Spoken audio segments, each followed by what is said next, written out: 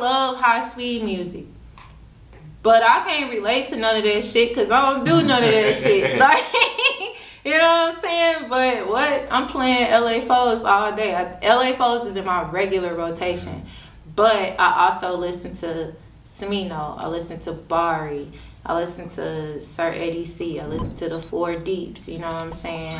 I'm listening to Kinfolk. I'm listening to Reggie Son. You know, like, it's a lot of people that don't even know Reggie Son is Shorty the Prince. You know, like, because they only know wow. Like, they don't know him outside of Ratchet and Part 1 and Part 2. They don't know him outside of the radio. So, I think our scene is dope.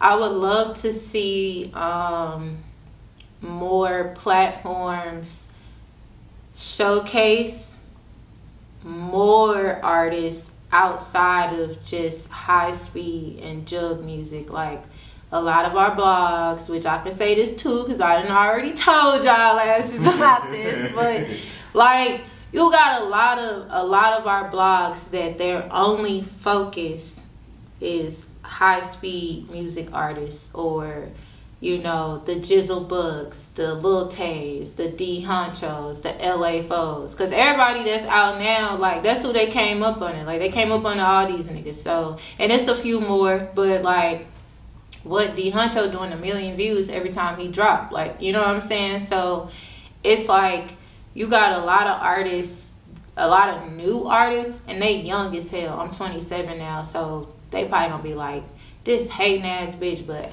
I listen to y'all shit. I watch y'all videos, you know what I'm saying? Like, but a lot of them, like, for any music artist, like, music is a getaway. It's a way to vent. It's a way to get shit off your chest. So, like, if they got a problem with somebody in the streets, they getting on the mic and they dissing them. But the thing is, like, if you want to have a career, like, you don't want no career where you looking over your shoulder every time you doing a show.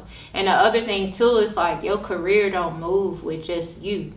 You're not gonna be the manager. You're not gonna be a producer. You're not gonna be your booking agent. You know what I'm saying? You're not gonna be a tour manager. So now, when you decide to make this type of music, and then you talking about doing shows and going on tour, nigga, you a liability to us. Like, I used to tell foes and bucks all the time, like, man, what? I wanted to book y'all 5 times over years ago, but y'all was some liabilities, man. Like, niggas at the venue, like, I mean, you could have your event, but I don't know about this artist because we know they got this going on, you know, like, the music was bad. Right. They don't know, and a lot of it is that they don't understand, you know. So that's why I say, like, I can't relate, but I enjoy it because I understand. Like, I don't not fuck with somebody because of the lifestyle that they rap about. You know what I'm saying? Because I ain't even gonna say that's how niggas be living. Like, it's a lifestyle that's put out there. You know what I'm saying? A image is painted, but to the public eye, like, it becomes negative. But for some people, it's like, nah, they rapping about what I wake up and see in my neighborhood. Like, foes from the scan.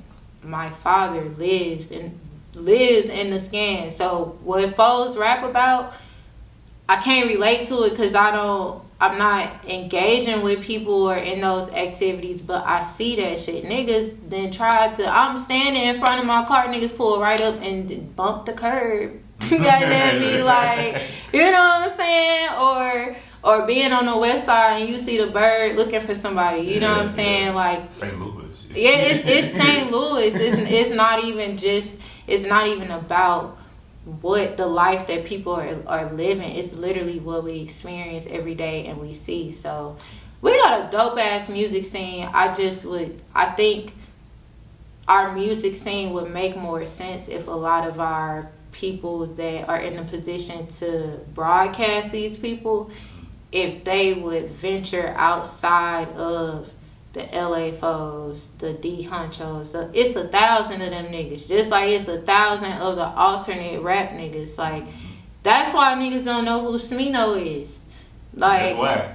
That's really why. I admit, I listen to those type of artists. I would have never probably even thought of this to Snow. Then once I discovered, I'm like, okay, you know. It's also by popular demand too. That too. So if you have the general public and it's a lot of kids, you know what I'm saying? Your 25 and up crowd, they listen to these artists, but them not the people that's in the comments egging on the bullshit and talking shit.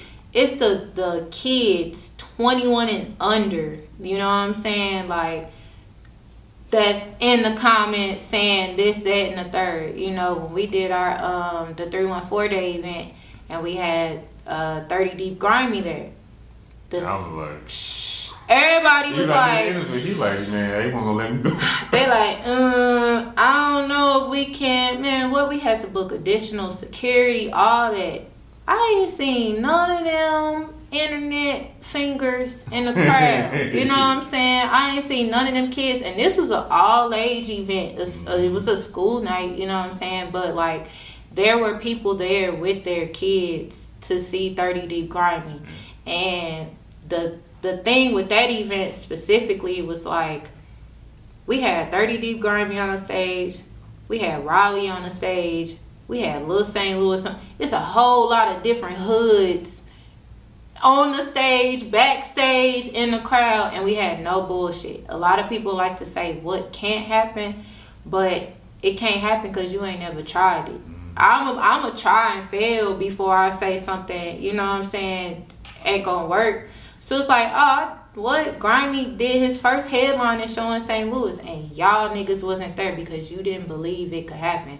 Or because you was thinking like, this gonna happen. But that shit ain't happen because it's business. Like, niggas rapping to get money at the end of the day. I'm not rapping to beef with y'all niggas for a lifetime. Fuck no, you know what I'm saying?